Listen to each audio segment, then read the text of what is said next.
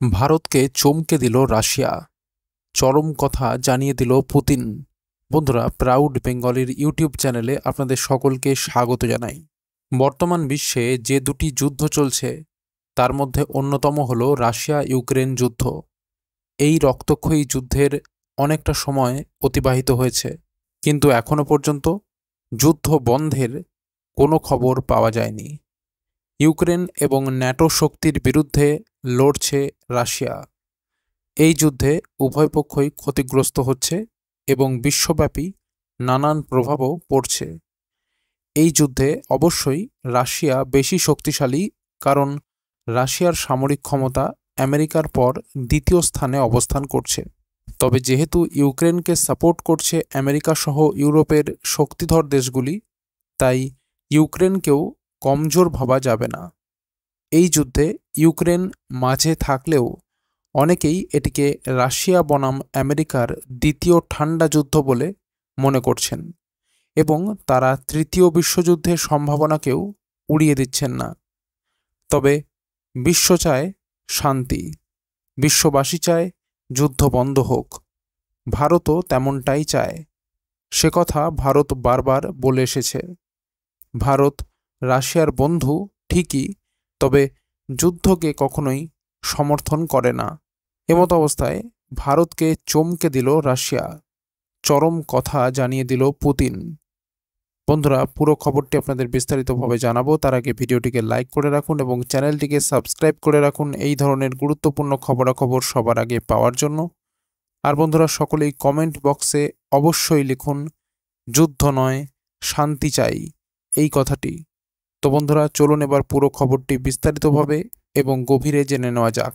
রাশিয়ার president Vladimir Putin বৃহস্পতিবার ঘোষণা করেন যে তিনি ইউক্রেনের সাথে আলোচনায় প্রস্তুত।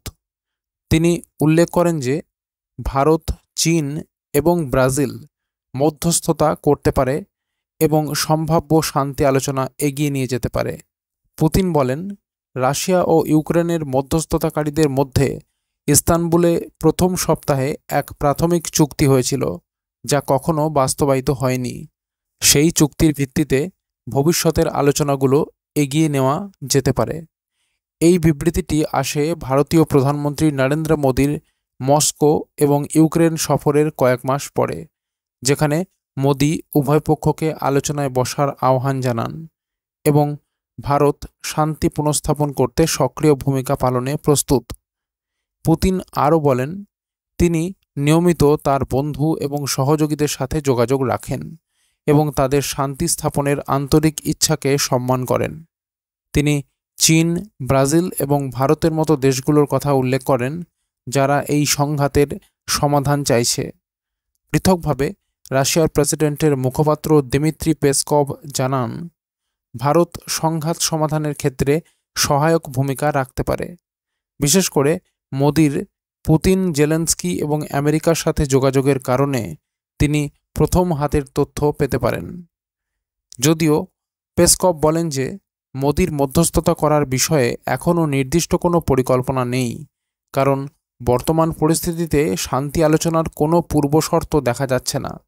উল্লেখ্য, আগস্ট মাসে মোদি ইউক্রেন সফর করেন এবং প্রেসিডেন্ট জেলেনস্কিকে জানান যে যুদ্ধ থামাতে উভয় দেশকে একত্রে আলোচনায় বসতে হবে এবং ভারত এতে সক্রিয় ভূমিকা পালন করতে প্রস্তুত।